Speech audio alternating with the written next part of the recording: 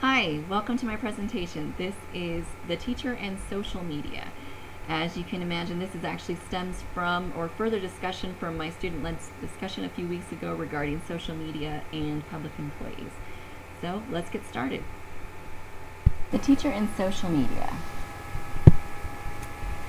So do you ever think about how much you share on social media sites or what consequences can occur from the use of social media? This fast-growing phenomenon has changed how the world interacts as users create and share content within a matter of minutes on a global level through virtual communities on a daily basis. It's estimated that 72% of all internet users are on social media. Of those 72%, 18 to 29-year-olds have an 89% usage. The 30 to 49 bracket sits at 72%. 60% of 50 to 60-year-olds are active on social media, and 43% of those 65 plus are using social media. So what that equates to is that U.S. citizens are using social media 16 minutes per hour, or 384 minutes a day. So what are the good and bad of social media? The good, it changes the communication dynamics for users. It allows users to create, post, and share content within seconds. Businesses have revamped how they do business. According to a study, 47% of Americans say Facebook is their number one influencer for purchases, and 70% of marketers use Facebook to gain new clients or customers. Some of the bad comes with it. Information spreads fast and it's permanent. Businesses are more susceptible to reputation risk. And there's problems that arise with protecting employees' First Amendment rights or free speech. In Blurred Boundaries, Social Media Privacy and 21st Century Employees, it says, today, technology makes the boundaries between the professional and personal more porous. The social establishments bounded by physical space about which Goffman wrote are no longer barriers for social performances and perception. Personal blogs, social media profiles, tweets, and other online fora allow individuals to publicly express multiple facets of themselves, including their private lives and their opinions. Private information that was previously segregated now becomes easily accessible to employers, colleagues, recruiters, and clients, among other perhaps unintended audiences. This opens employees up to employer intrusion into employees' personal life that threatens employees' freedom, dignity, and privacy, and may lead to discriminatory practices. Because of this issue, many organizations and businesses are working fast trying to create policies that not only protect themselves but also the privacy of the employee.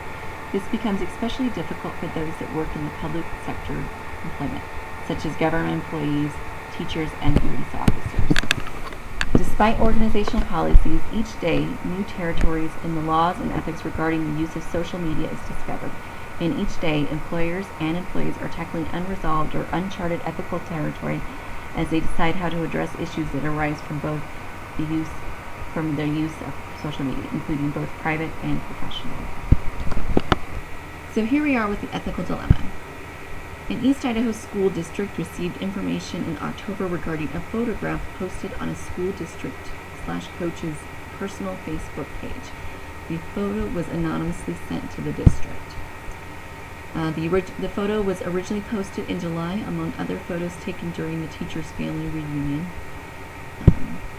The sender was concerned the photo was an inappropriate photo for the teacher to post on a public forum, even though it was in her private Facebook page. So here's the photo.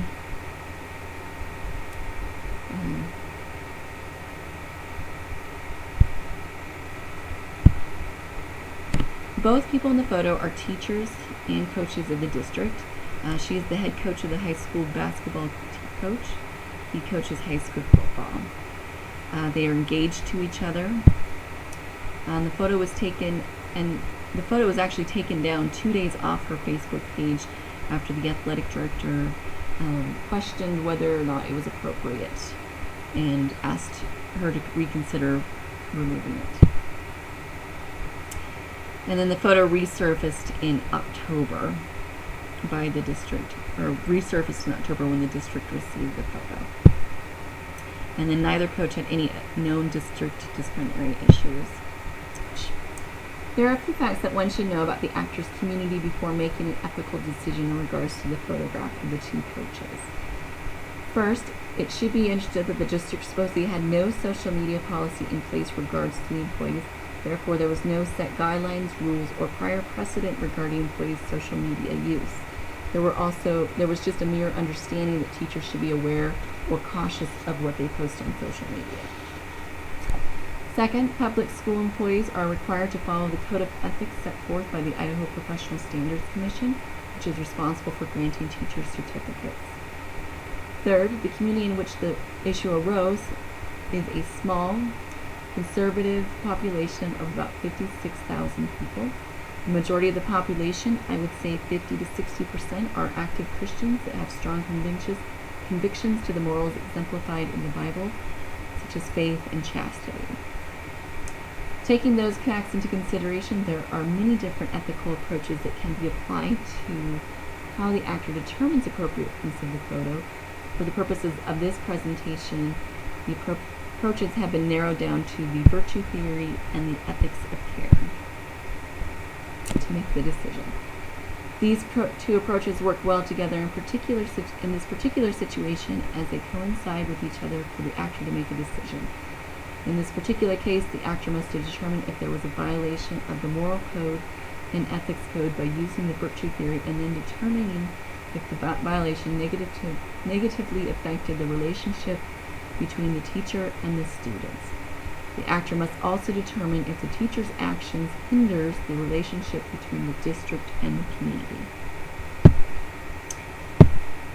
So under the virtue theory is among three major normative ethics which focuses on the virtues of moral character of people, according to the Stanford University Encyclopedia of Philosophy.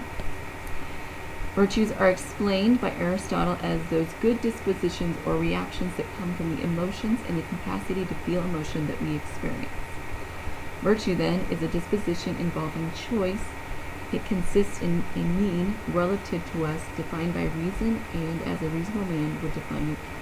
It is a mean between two vices, one of excess and the other of deficiency. Also, virtue discovers and chooses the mean, whereas the vices exceed or fall short of the essential in the spheres of both emotions and acts, as explained by Aristotle. So in determining morality, the actor must determine and answer the question whether or not the alleged or the photo in question is immoral or moral. To do so, the actor will use their own personal moral code or virtues. The actor also must use the code of ethics set forth by the Professional Standard Commission. The Professional Standard Commission is the governing body which determines the guidelines and ethics a teacher must uphold to retain a teaching certificate within the state. Under the code, teachers are told they must adhere to certain morals or virtues such as honesty and integrity. They must also maintain professionalism while interacting with students and parents. Under the Code of Ethics section of Commitment to the Profession, there is a statement that teachers shall not engage in conduct which is offensive to the ordinary dignity, decency, and morality of others. And then also the actor must use the could also use the moral expectations set forth by the community. As stated prior in this presentation, the community is a highly conservative religious community, and therefore this influences the culture, morals, and ethics perceived to be acceptable. As such, many community members, which includes the students, teachers, and parents, place high priority on virtues or morals that exemplify the highest standards of chastity, which would include anything that could be considered sexual in nature. The ethics of care was first introduced by psychologist Carol Gilligan in 1982 when she wrote A Different Voice in response to Lawrence Kohlberg's Stages of Moral Development. In this particular approach, Gilligan based ethical decisions on relationships. The ethic of care considers the needs of both the self and others, not just the survival of oneself and not just the avoidance of hurting others. Focuses primarily on the concrete circumstances of particular relational situations to guide moral deliberation rather than solely an abstract rule and principles. So to apply the ethics of care approach to the actor situation, one must consider the coach's relationships.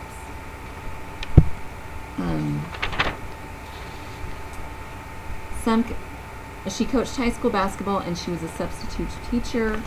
He was a high school football coach. It's evident that both had relationships with students both on and off the court as a mentor and as a role model. The actor must determine whether or not the photo would affect the student-teacher relationship by determining whether or not the coach's actions exhibited inappropriate behavior of someone that mentors impressionable youth. If the students felt the photo to be indecent, students could possibly lose trust in the teacher and question the teacher's overall integrity and role as a mentor. If this relationship is harmed, the teacher cannot fulfill his or her duties as assessed by the professional teacher's ethics. Under the Code of Ethics for Educators distributed by the Association of American Educators, the professional educator accepts personal responsibility for teaching students character qualities that will help them evaluate the consequences and accept the responsibility for their actions and choices.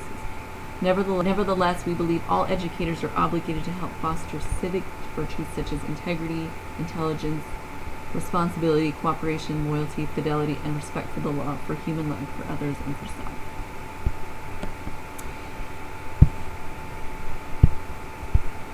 In addition to the relationship between the students and the teacher, the actor must also consider how this situation would affect the relationship between the district and the community. As a public entity, the actor has a responsibility to listen to the concerns of the public. If the actor were to deem the photograph to be inappropriate or to be appropriate, she may face the wrath of public not feeling the district is receptive of their concerns or that the district is not reflecting the values of the community. Therefore, the district could lose support, confidence, and trust of the public, which would have dire consequences in providing education. So, the decision behind whether or not the picture was immoral was so the actor ultimately determined that the photograph was immoral and in violation of the Code of Ethics governing teachers. In response, the actor terminated the teacher. According to an interview with the coach by the local newspaper, she was offered the option of resigning or being terminated from her position within days of the district receiving the photograph, but was never given the opportunity to defend or question the immorality of the photograph. The male coach was also reprimanded but remained employed by the district. The actor said the female coach was fired because she was the one that posted the photo on Facebook. Under the actor's reasoning, she did not speak to reasons specifically about her decision, but referenced the Code of Ethics of Idaho, stating the commitment to the profession, which states that teachers shall not engage in conduct which is offensive to the ordinary dignity, decency, and morality of others. So what's my opinion? Well, I actually disagreed with the decision by the actor. I felt that the teacher should not have been terminated, though the photo was probably in poor taste. It definitely was not immoral. Also, the situation was actually, I believe, was resolved when the photo was removed back in July and didn't need such an extreme punishment. If the actor felt like there should have still be some type of disciplinary action taken by the teacher, she could have done so in other avenues without terminating the teacher's contract. Applying a virtue theory, the actor applied a universalist approach in determining the moral violation, specifically drawing from the community's ethics. And that doesn't work. Instead, the actor should have used a combination of relativism and universalism mixed with dialogue, which would have likely changed the outcome of determining the morality of the photograph. The actor also failed to engage in dialogue with the teacher or the coach. She did not ever talk to the teacher prior to making her decision. I think that if she had, this would have changed the outcome. It would have given the teacher and the superintendent an opportunity to have a mutual understanding of what the consequences of this photo are. And then last, it set a double standard with firing firing of a female coach, but only reprimanding the male.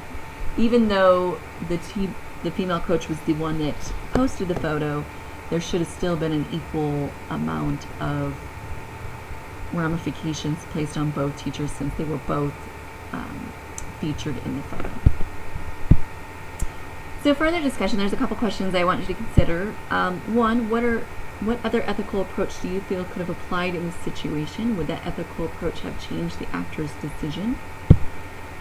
Would this photo garner the same attention in your school district that it did in this school district? And how much do you think the overall community ethics morals affect local government or public institutions? And then how does this example or others examples change your attitudes about the information or content you post on social media sites? Does it change your social media habits?